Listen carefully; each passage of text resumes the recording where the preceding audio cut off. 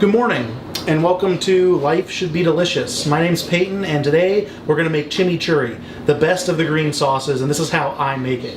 Okay, so what are you going to need? You're going to need some parsley, a head of parsley, a head of cilantro, a bunch of oregano, a piece of garlic, a lemon, some salt, and some avocado oil. Now you're going to need a good amount of avocado oil, and I like to get it fresh. I like to get it when I'm making it. Okay. So the first thing you need to do is go ahead and just chop the head off the parsley and throw it into your blender, okay? I try to cram the stuff down a little bit so that it blends easier, but at the same time, if you push it down too much, it might jam up your blender, okay? There goes the head of cilantro.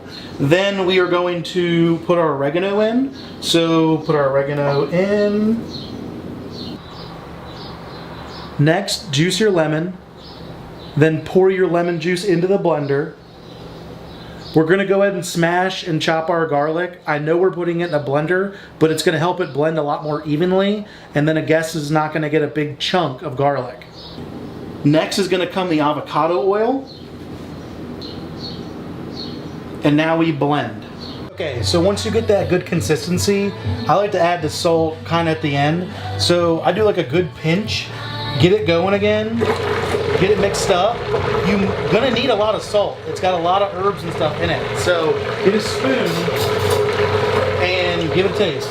Turn it off so you don't chop up your blade. A little bit more. A little bit more.